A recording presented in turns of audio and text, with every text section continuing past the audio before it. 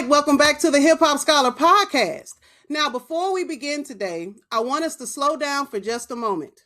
Because every now and then, life brings someone across your path who is more than just a title, more than a resume, more than a highlight reel on paper. Every once in a while, you meet someone whose presence becomes a turning point. For me, that person is the woman sitting with us today. Our guest is Dwazendra Smith, a brilliant legal mind, a fierce advocate, a servant leader, and one of the most genuine human beings I have ever known. She is a litigator licensed in both Louisiana and Texas, and she has spent her career fighting for access to justice, not for headlines, not for applause, but for real people with real problems who deserve to be seen, defended, and believed. She has broken barriers quietly and boldly, leading the Lafayette Young Lawyers Association as its first Black and first Black female president, giving hundreds of pro bono hours and helping reshape what ethical, community centered leadership in law can look like. Also, a board certified family law specialist and the founding attorney of D. Smith Legal LLC. Her work through the Louisiana State Bar Association continues to lift the standard for excellence, accountability, and service. But let me say this clearly. Her greatness is not just in what she does, it's in who she is. Dwazendra is tenacious in her learning, always studying, always sharpening, the way hip hop artists keep going back to the lab to refine their craft. She is relentless about growth, steady in her purpose, and grounded in humility and righteousness. In a culture where hip hop teaches us to stay authentic, to resist the pressure to perform a version of ourselves that isn't true, Dwazendra lives that principle. She is the same person behind closed doors that she is in public, thoughtful, compassionate, disciplined, and anchored by values that don't bend just because pressure shows up. Like the great MCs who refuse to compromise their voice for approval, Dwazendra moves with integrity, letting purpose be the beat that she follows. And on a personal note, I would not be who I am today without her. I would not have made it through undergrad, sincerely, if her example had not existed in my line of sight. Watching her pursue excellence, watching her refuse to give up, watching her walk with grace and discipline, it gave me a mirror of what was possible for my own life. This conversation is not about celebrity or spectacle. This is about honoring a woman whose life stands as a lesson. Hip hop has always taught us that the classroom is bigger than four walls. From ciphers to corner conversations, mixtapes to memoir style verses, hip hop shows us that testimony, vulnerability, and truth belong in intellectual spaces. The MC, the DJ, the scholar, the lawyer, and the community are all in dialogue. And the same way, an attorney like the Dwazendra Smith listens deeply, builds a case, and seeks justice through story and evidence. Hip hop reminds us that when we tell the truth about our lives, we're not being emotional. We're practicing analysis, reflection, archive, and critique. Lived experience becomes precedent. Honesty becomes record. Hip hop teaches us that what we survive and what we testify is knowledge, and that truth itself is a legitimate form of scholarship. So, to my hip hop scholar family, lean in. Let this conversation challenge you, encourage you, and stretch your imagination of what righteous leadership can look like. It is my distinct and profound honor to welcome to the Hip Hop Scholar podcast the one and only Dr. Dwazendra Smith.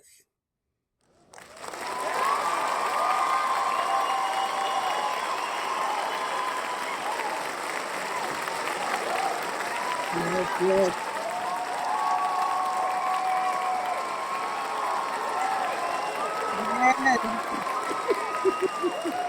Oh, wait a minute. Gave you all the applause. Yes, ma'am. How are you today, Attorney Smith? Thank you so much for Oh, having me. I'm trying my best not to cry with all the beautiful words. I really appreciate it. Sincerely so, indeed. There is just so much excellence and magic that comes with you, Dwazendra. We are honored to have you on this podcast, honored to have you in the world as a leading attorney, as a leader in the community. And again, the same person behind doors as well as in public. You are definitely a shining example of leadership in the community. So we are thankful for you to be here. Yes, ma'am. Thank you. Thank you again.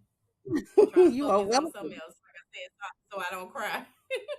Oh, I well, appreciate that. I've been practicing this introduction so that I could not cry. But let's go ahead and jump into one of my first questions. So, as a lover of hip hop, when did you fall in love with hip hop? Like, what song or what video or what is something that reminds you or even gets you pumped up to go into a courtroom? Hmm. Let's see. To go into a court. Well, you asked a couple different questions. Yeah. So when I was younger, I would say Biggie and Tupac. That whole era that made me love hip hop. To go into a courtroom, maybe some T.I. Because I remember when I was in law school, I listened to T.I. right before I got ready to take exams. So T.I. really hyped me up. So shout out to Tip. I know that's right, TIP. That's right. And Biggie and Tupac, especially in our era, they were mainstays, especially before, they were unalived and taken away so young. Those are great inspiration when it comes to being driven, especially with being an attorney. When did you first realize that being a lawyer was something that was your calling and not necessarily just a career for you? So that goes all the way back to childhood. I've always wanted to be an attorney. You can ask people that I was in elementary, middle, high school with, they'll tell you the same thing. I have in my high school, in my books, where they would write, I know that you're going to be a great attorney, good luck, all of that. So since childhood, I've always wanted to be an attorney to help other people. Oh. And so, what moment confirmed that you belonged in those rooms? What was that moment for you when you were like, you know what, I demand to have space and hold space in these types of rooms? Probably early in my career, you mentioned that I was Young Lawyers president and the first black female president. That was in 2015, I think 15, 16, something like that. So that's when that really confirmed it for me. Mm-hmm. Mm-hmm. And so, who poured into you as you were coming up, and how did that shape the way that you lead now? Like, who, and maybe even a community that poured into you to help build you into this litigator? Hmm. So I have a lot of people that poured into me. I have one of my friends here. She doesn't want to jump on the podcast, but this is a brilliant attorney. Come around, Jamila. I'm sorry. Come Come on, around. Jamila. Come Come on, around. Jamila. We went to law school together. Stop playing, Jamila. Hey, come So on in. Yeah. brilliant attorney. She's was a career prosecutor. Now she's opened up her own criminal defense firm. Okay. Bynog, advocacy and defense. Exactly. So she's one of the people that poured into me. Actually, we went to law school together. We were moot court partners. Matter of fact, I was looking the other day. Did you remember that we had won best team for moot court? Sure did. Mm-hmm. Yeah. I was cleaning up the other day and looking at my trophies and saw that was one of them. I meant to send it to you. Dusting off the trophy. Very dusty. So Okay. she's one of the people, and a lot of people that I went to law school with. So they poured into me, and they know now that anytime they need something, that they can call me, and I don't mind helping them with it because I've done a lot in my career. Absolutely. Very much so. To say you've done a lot is really an understatement to be the first in so many different realms. And so, you want to shout out that law school you went to? Absolutely. The what, Jamila? Southern University Law Center. There The, you go. and to be more specific, the class of 2009, Section 1. There it is. There it is. Southern University in Baton Rouge, Louisiana, creating greatness and excellence in leadership, especially when it comes to attorneys and lawyers, just the judicial system altogether. Um, so, as we take this journey, right? And so, thinking back to, great days and even those challenging days, if you had to describe the younger you in one word, what would it be? And what would you tell her today? Hmm. The younger me would be, hmm, that's a good question. I don't know. Because when I was younger and I was in elementary school, believe it or not, I would get straight A's and then have an F in conduct. But, women like that went through that, you're going to be leaders. You don't have an F in conduct because you didn't know how to act. It's just that you needed something else to do. You needed to be more challenged. So that's what I would say. Mm-hmm. That's right. Because many times, as an educator myself, that you have those moments with those students that do produce a challenge where they won't accept direction. They will ask questions and inquire further.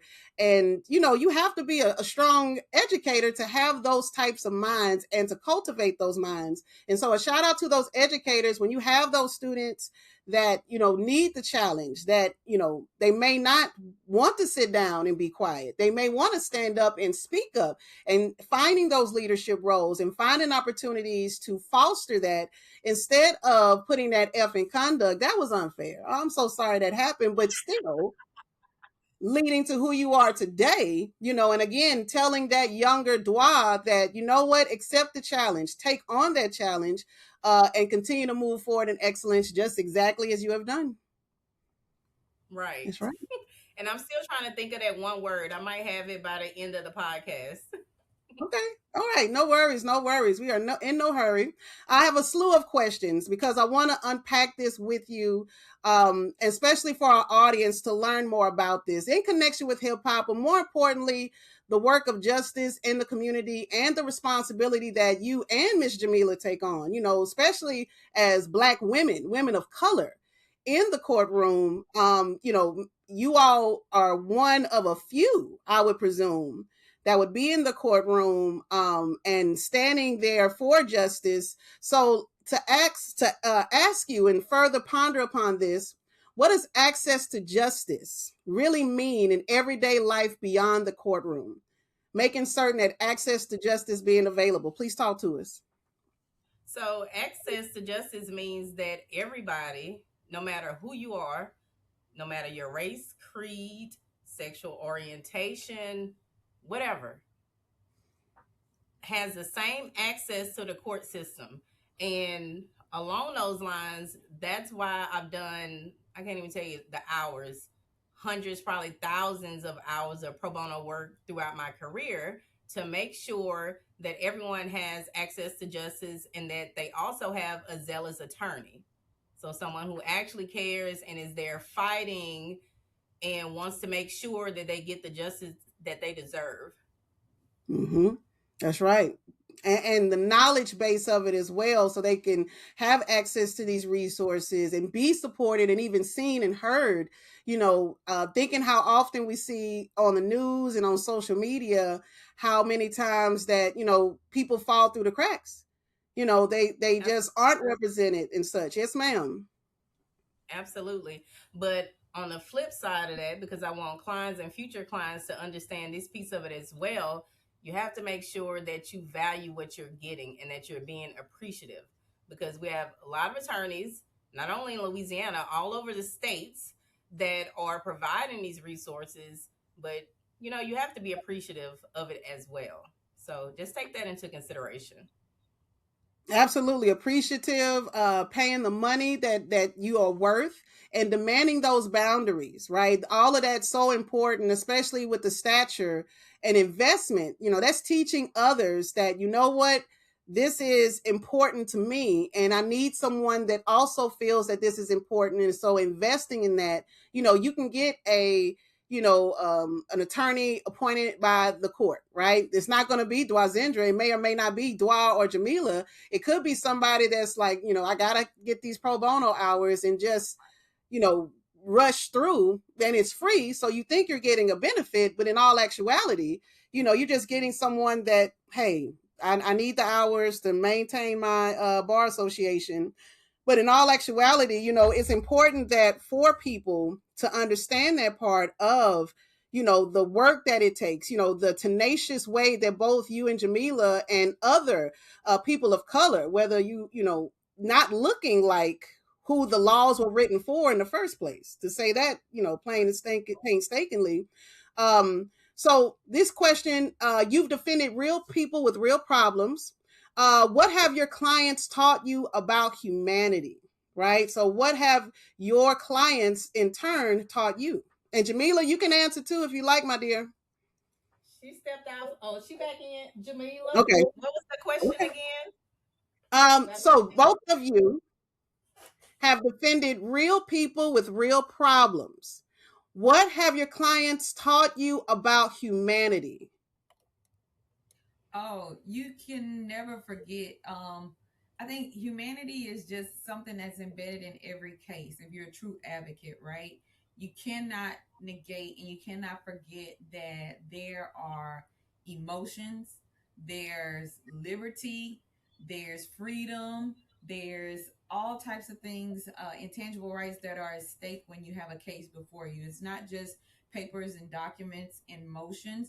These cases have real consequences for real people. So you have to keep that front of mind when you are representing people so that you will give your best and that they will recognize that you are there fighting on their behalf and giving it your all. Absolutely. And just to add on to that, how I always humble myself and what I always tell my clients is whether or not I'm personally being paid $0 or $50,000, it's your work ethic. My work ethic remains the same. I don't care whether you pay me, whether you did not pay me. You will get the same work that you would get if you paid me $1 million if you're pro bono, because that's just my work ethic. So you have to keep that in mind as well. That's right. And that's so important. Again, that humanity part, like how when you come across attorneys who are the opposite, the polar opposite, like how are you able to still maintain the emotions? Because I can only imagine, when you are representing someone in a particular case, no matter what it may be, the emotions can also take your human side of it. So how do you maintain that when you have an opposing counsel that may, like Jamilla is saying, they're just paper pushers. They're just here to push the paper, here to just put the years on them and add, more years on a quota of some sort. Like, how do you maintain that expression and legal defense without getting too emotional in that type of situation? So for me personally, I just have to remember what I'm doing and why I'm doing it. Believe it or not, the reason why I was a little tardy is because I was speaking with another attorney and we were talking about this exact same issue about some attorneys not caring, not having the emotions that we do for our clients and literally just trying to obtain a dollar or a coin, as the young folks would say nowadays. So you also have to remember that you have to meet people where they are. Everybody's not like you, everybody's not you. So once you recognize that, you'll know how to deal with people and how to deal with them in a civil manner. Okay. And not getting too emotional and going back and forth. Because I can only imagine, right? Even as an educator, sometimes, well, I say sometimes, but often enough, you have those educators that, I'm here from 8 to 4, and that's it, nothing more. And if they do it, they don't, but not really looking into the specific needs of these particular students and not teaching from a book, but teaching from your heart and making certain that these students have what they need for the future, not just for them to pass this class. And so, it's a barrier, but it's so important. I'm so thankful for you and Jamilla to break that down, because it is a learning process. That's not something that's in a book. That's not something that's in a module. That's something you have to really live through and process through as well. Oh, absolutely. I had to learn that over my career because at the beginning of my career, I would do this back and forth with these attorneys being an attorney is already an adversarial career. It's already stressful. I don't know if you notice or not, but attorneys, doctors, pilots are at the top of the line of those that have alcohol issues, suicidal ideations, all of that. So, you know, I don't allow other attorneys to stress me out. My motto now is an attorney has one good time to get me on the phone and to say something crazy to me, you will not get me on the phone again. You can send me emails, you can send me letters, and I'll see you in court because I'm not going to allow that. It's That's unnecessary. right. And then we That's also right. want to maintain civility in our profession. Mm-hmm. Mm-hmm. Mm-hmm. And that boundary is setting and maintaining that boundary is so important. um Let me also ask you, where do you see the biggest gaps between law on paper and justice in practice? Where do you see some of the biggest gaps? Jamila looking. Come on back around, Jamila. You might want to join the conversation. Oh, yes. Come on around. Come on, stop playing. Come on around. You know I was gonna make you join this. Yep, I and she can would get say it. personally in the criminal realm, because a lot of these laws, like you said before, were not written for black and brown people. They just weren't. And so trying to deal with that and trying to navigate that is one of the issues, especially in the criminal justice system. So that's one of the main things. What do you see, Jamila? What's the question again? What's the biggest disconnect? Yeah, big disconnect, the biggest gaps between law on paper and justice in practice. I think probably the biggest disconnect is that what a lot of people don't realize is that relationships drive a lot of outcomes in Mm-hmm. in this field. Relationships drive a lot of outcomes. I'm not saying it's right, but it's real. Mm-hmm. And sometimes you have to recognize that. And the other thing is that people sometimes, and I'm not just talking about clients or people, but just John Q. Public in general, people I think have sort of a I don't know, their expectations of what should happen in reality. There's a huge gap there, You said it and right. sometimes that's because of kind of the Law and Order syndrome or all of these criminal television syndrome. They think that things happen quickly. That is not the case. The law takes time, it moves slow. But if you have a good advocate on your side, there's going to be a just outcome on the end. Now, some of these outcomes are outside of our hands, Correct. especially with criminal jury trials. There's going to be 6 or 12 people who are going to be deciding your fate. So you have to always have that in your mind as well and make it a part of the calculus. But to me, the biggest disconnect is unrealistic expectations of what the system is and how it operates. Right. And along with that, we have to tailor those expectations. Yes. And Mm-hmm. I mean, we have ethics rules on this. We can't Doesn't make guarantee you any you friends. anything. Doesn't make you any friends. We can do the best that we can do, but we cannot make any guarantees that this will be your outcome. That's unethical. Mm-hmm. Mm-hmm. Yeah, it's not in a 60-minute time frame, right? Everything, all the evidence and all. Yeah, it takes time. But for both of you, what gives you hope anyway? Despite those disconnects and those gaps, what gives you hope anyway to continue on and fight the good fight? I would say just looking in the mirror each morning, like we are walking, breathing, uh, living evidence of statistics do not define us.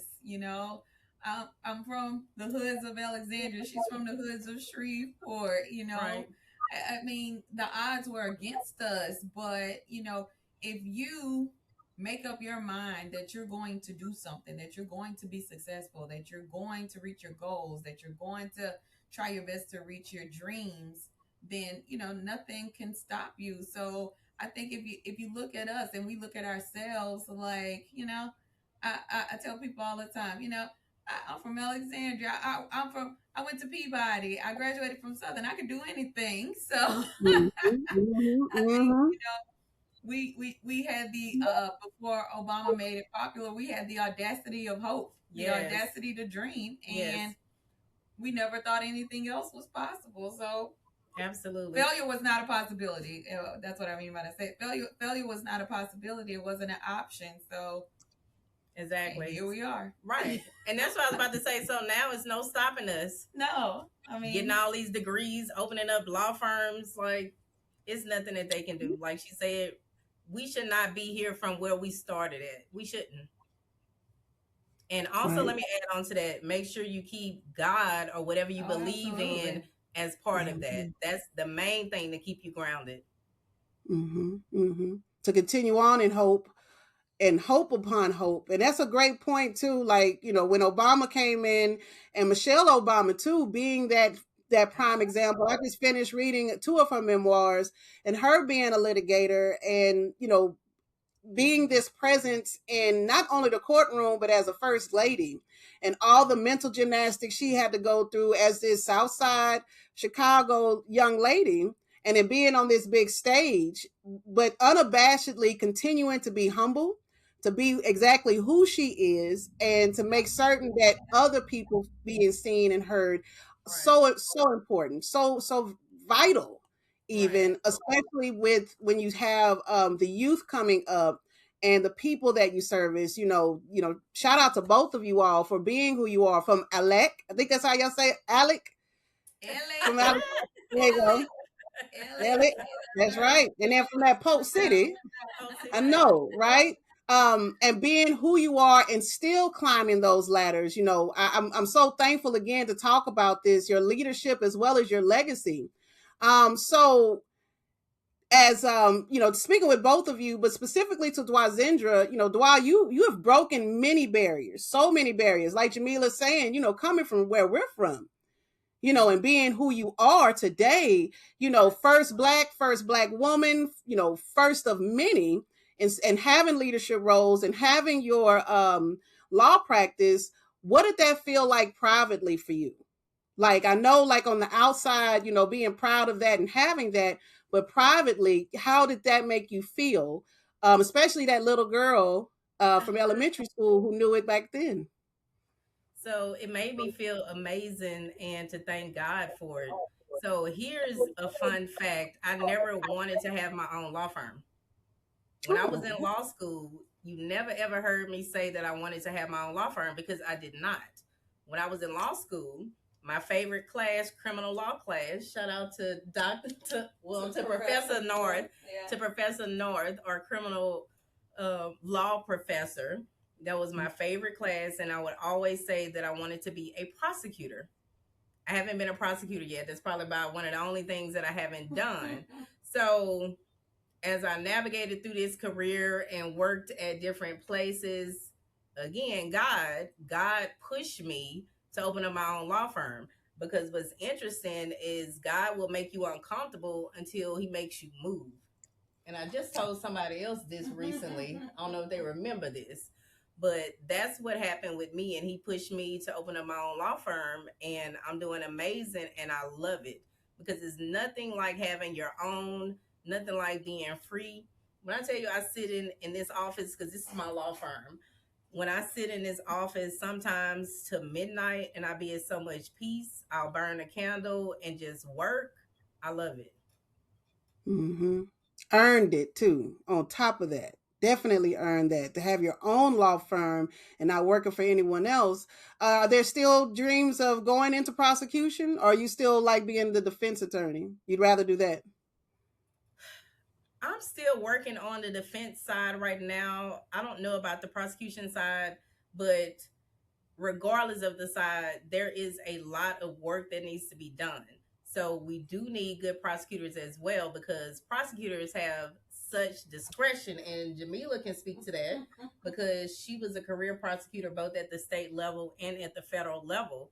So if you don't have someone that understands the magnitude of their power and their reach and what they can actually do and accomplish with that power, that's a problem. So Mm-hmm. I don't know about prosecution yet. Maybe at some point.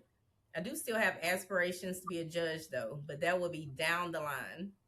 Mm-hmm. Mm-hmm. And much needed. I wonder, how many judges do you all get to see that look like us? How often is that? Hmm. We have some It's getting here. better. It's getting better. Yeah, it's Jamila said it's getting better. It's getting way better. So we do have some here, and let's see, we have Federally, some federally. federally as well. So it is getting better, and I love to see it. Okay, good, good. That's great to hear that, you know, the tides are turning.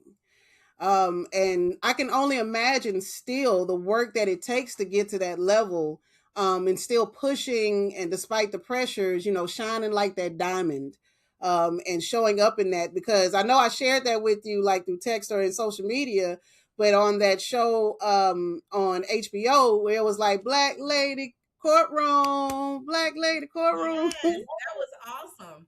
You know what? I had a situation like that. This was years ago. So I had gone to, I think it was Beaumont, Texas, and we had that situation because it was myself, there was another female black attorney, and I think that the judge was a female black judge. So we were all like, so if I would have known that song back then, I probably would have started singing that song. I know that's right. And it's so important. That happened once in my college classroom where I had ASL interpreters, and different ones come, but it was myself, and then the ladies that came in happened to be black. And then one of my students, and the few that looked like us in the classroom, at the very end of class, she was like, black lady classroom, black lady classroom. Right? And I was like, I know that's right, because to see us in these spaces, and this goes into my next set of questions about mentorship and the next generation, where being able to be in these spaces and to make people unlearn that we're not supposed to be in these spaces. No, not only are we here, we're some of the best in these spaces. So asking you, and as well as Jamila, she can come in and out no matter what, but I want you to think about these questions as well. What do you wish more young women, especially black women, and just women in color altogether, what do you wish more young women knew about stepping into these professional spaces? Like, instead of accepting that it doesn't happen, what do you wish that they knew more, especially just wherever they may be, whether it's in Alexandra or in Shreveport or Beaumont or any of these spaces where, more people are incarcerated than actually being liberated, or in spaces to liberate them? What do you wish they knew more of? I wish they knew more how much we need them, how much help is needed here, and that they are beautiful, they are powerful, they are more than what they think that they are. Because some people think that they can't accomplish this. Again, I went to law school with my daughter. I'm a single parent from Shreveport. There's no way that I should be a licensed attorney in Louisiana and in Texas, admitted in all federal courts here, a doctor. I just received my doctorate in public policy in August of this year. There's no way that coming from where I came from, with all of those barriers and all of the statistics that tell us that we can't do it, that I was able to do it, and that I'm doing even more. I have even more goals and aspirations. So they need to know that it's possible. So I love giving my story to people so that hopefully, like we talked about before, hope, that it will give them hope. You can do it. Do not let anybody sway you and tell you that you can't do it.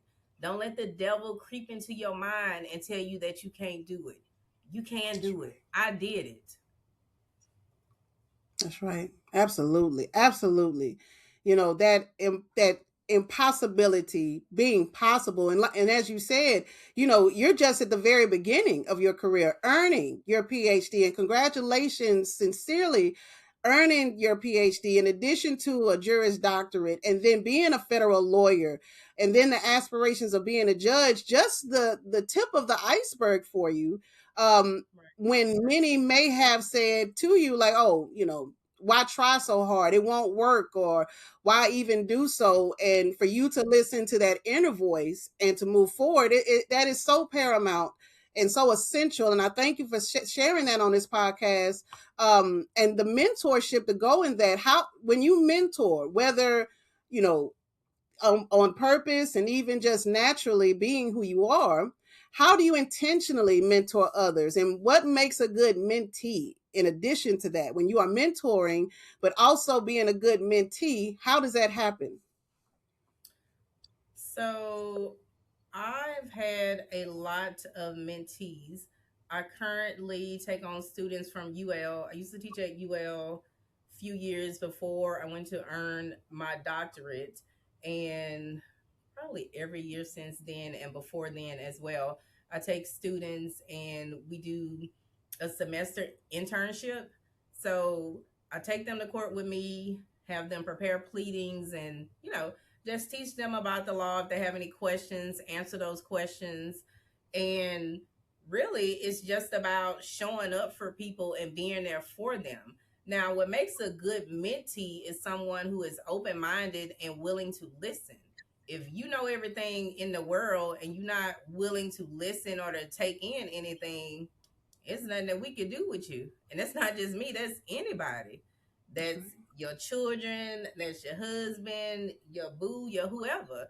If you don't want to listen to what I'm saying, and you know everything, that's an issue. So that makes a good mentee. And I've had some really, really good mentees, and I think that they've been appreciative of being able to be my intern for the semesters. As far as being a good mentor, I would say to be kind, to be empathetic, to be understanding. Because again, like we talked about before, you have to meet people where they are. All Mm-hmm. interns are not going to be the same. All might not have the same capabilities.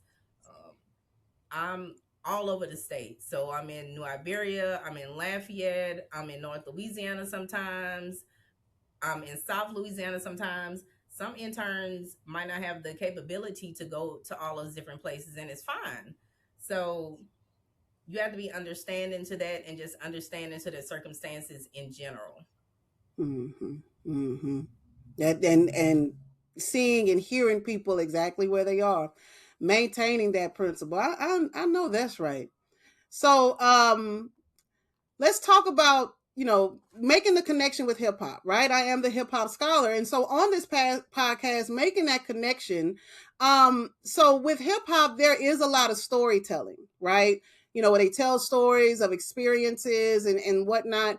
How has storytelling helped to shape the way you argue, advocate, and serve? Almost spinning bars with your bar card, so to speak. Oh, absolutely. It's hip hop, it's art, it's all of that. It's when you go in the courtroom and they say, all rise, it's lights, camera, action. So you have to tell a story, not only to the judge, if it's a judge trial, like Jamila said earlier, if it's a jury trial, you have to give them a story as well. And you have to present your client's story in the best light. And of course, in accordance with the law and the facts and the evidence that you have. So it's very important because that's what we do all day. We tell stories. Mm-hmm. Mm-hmm. And then, persuading the audience, right, in that story for them to listen to that. Also, hip hop teaches us. Oh, I'm sorry. Go ahead. I said that's the main part is the persuasion piece because you can argue all day till you're blue in the face. Really, at the end of the day, especially at the appellate level, it's who persuaded the judges more. If they're hung up on one little thing, that might not specifically be related to the law, the way something goes as far as the facts, the perception of it. So it's really about who's more persuasive. So, absolutely. Mm-hmm. Mm-hmm. Um. So with that, a lighter question with this, and so Jamila also, I'd like for her to answer this. So, if justice had a soundtrack. Come back in. I'm listening. Okay. Okay. If Justice had a soundtrack, I hate to put on the spot, but I would love to hear from both of y'all. It's, this, I know it to have two attorneys, right? That look like look like me. She thought she was just gonna sit here. Come on. That's what I was hoping. She might as well pull up a chair. I mean, we only have, in honor of you, both of your time. Might as Um, well. you're more than welcome to do so, I my mean, dear. what? If you want to. I wouldn't dare I'll try to stay. force you to do I'll anything. stay. Okay. You can stand, yes, ma'am. So if Justice had a soundtrack, what songs or artists would be on it and why? Now, Dwight talked about T.I. being on there before she go into the courtroom. And she told that why. What are some other songs or artists? And this can be with hip hop, this can be any genre, for that fact of a matter. So talk to me. Justice had a soundtrack, songs and artists. Oh, definitely one of my all top 10 favorite legal anthems, Mr. Biggs, Time to Go to Trial. Wow. That was a good Agreed. one. I was waiting on her. Beyonce, Freedom. Okay. Uh, That's for the criminal cases. right? Oh, and I gotta give a shout out to my boy because I play his song all the time because I'm from Ellick, which was Baby Houston back in my heyday. Zero, Mo City Dawn. That's my jam. See, we think alike. I was gonna say probably some of the same stuff.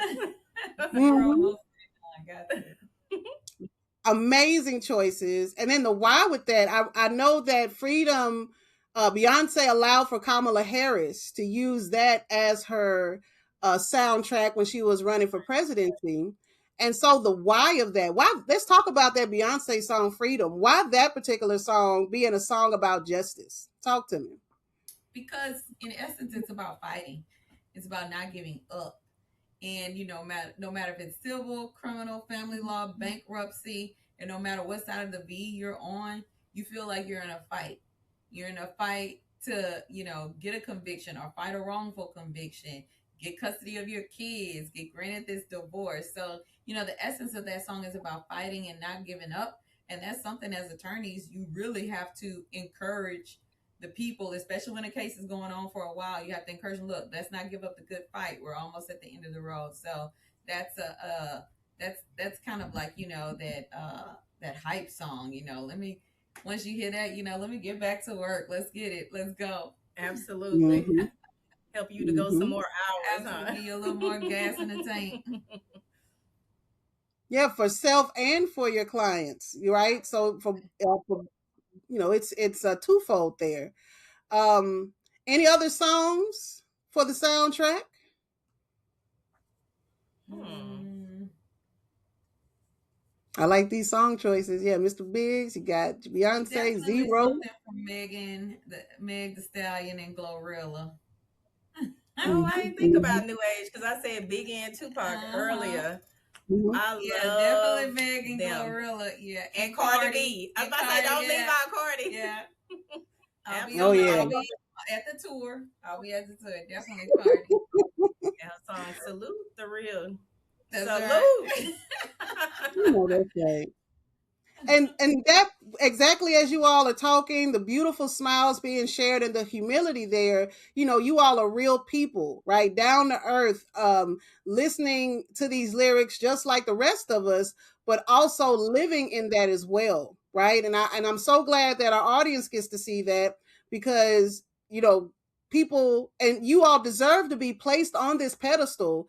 But as I was sharing in the introduction for Dwazendra and Miss Jamila, clearly for you as well, being the same person behind closed doors, personable, being able to honor and see someone, no matter what stature or class that they may be in, like none of that matters for you all. The goal for everyone is to be seen and heard and supported, and that is clearly your life goal, for both of you. And thank you both for that as well.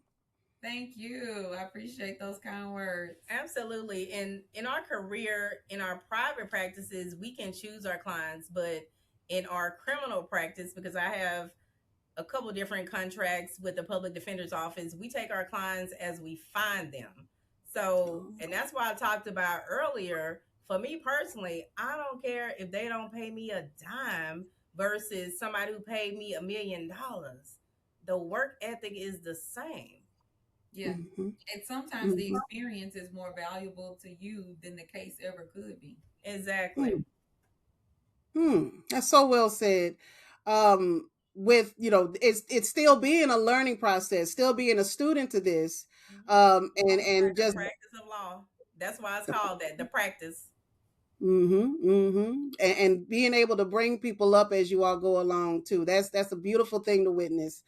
Thank you all both. And so some just a few more questions, ladies.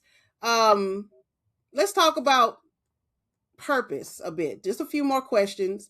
What are you most proud of? Not just publicly, but also personally, when it comes to what you've amassed so far. Hmm. Most proud.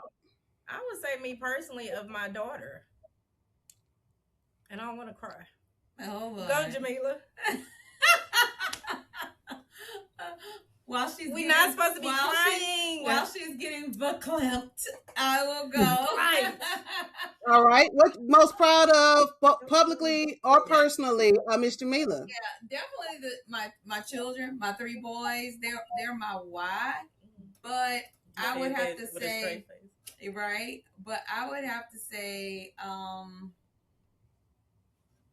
sorry. For some reason, once I mention my children, my train of thought disappeared. Say that question again. See? Mm-hmm. So don't talk about me. Say that question again. I'm sorry. So, what are you most proud of? Oh, Not just publicly, but personally. Most proud moment. If it, out of personally, all of the different things, yeah. selecting just one.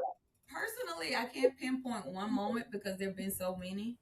But I think probably one of the things personally that I'm most proud of is kind of like what you just spoke to was the like throughout all of this is being able to maintain my true authentic identity and bring that with me everywhere that I go. And just being able to speak up when nobody else wants to, when it's not popular, when Right. it makes you lose money, when it makes you lose friends, standing up and saying what's right. So I'm really proud of having the courage of my conviction and just staying true to myself. I know when I show up somewhere and open my mouth I sound like cornbread, but I don't care because because this is me. This That's is right. me.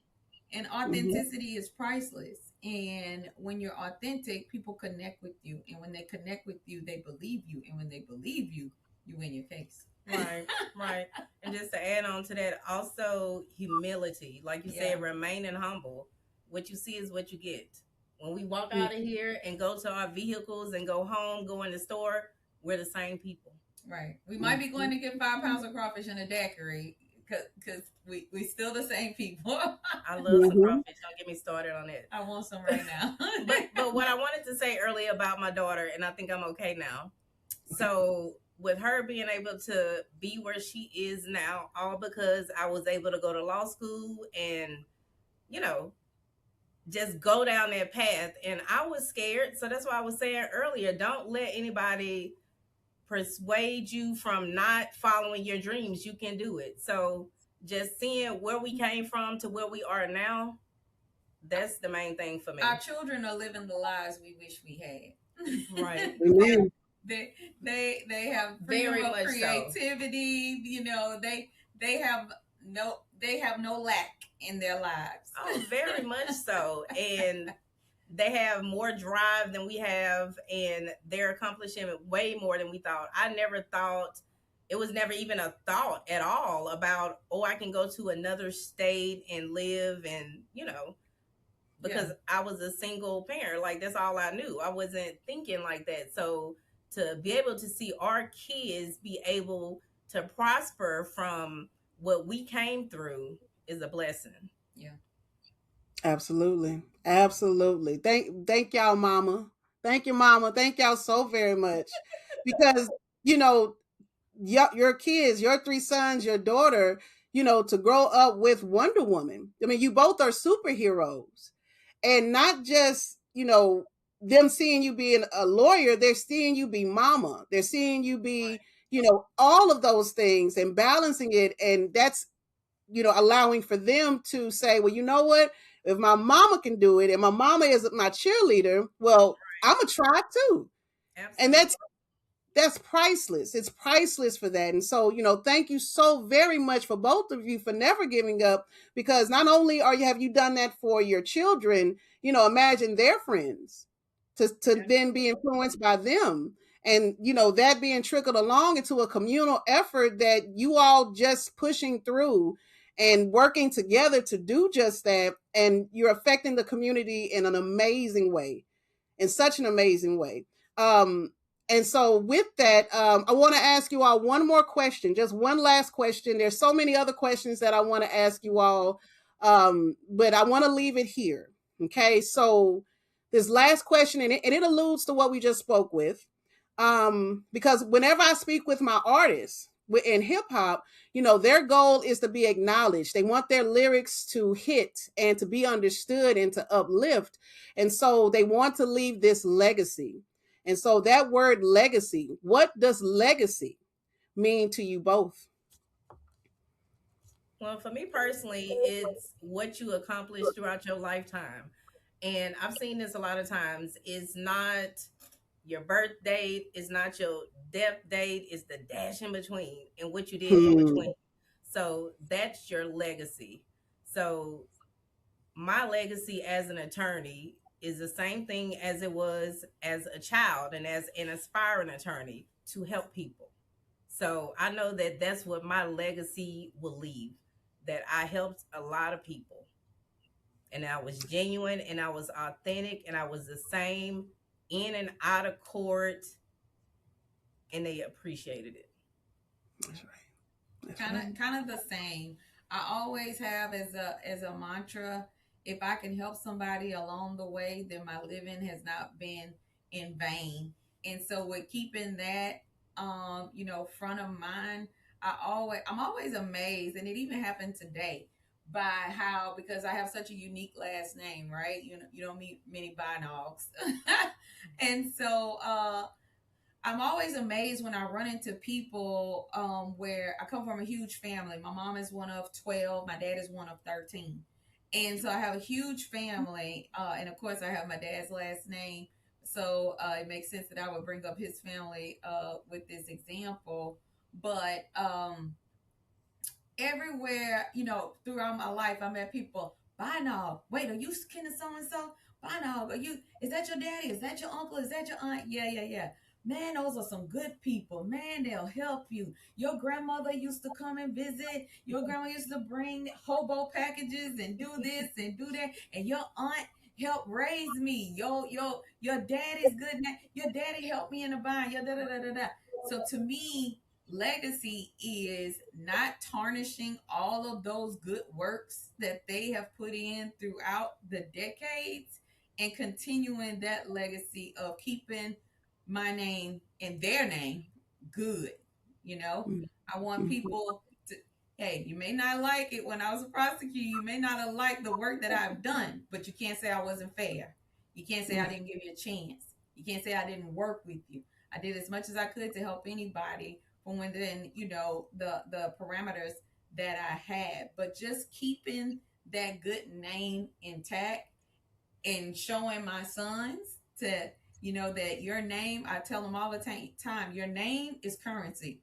Your works are currency. You want to keep those things good and clean, because when people, hear that name and it has a positive connotation, they're going to go above and beyond for you, or they're going to meet you where you're, or at least try to help you. So keeping that name good.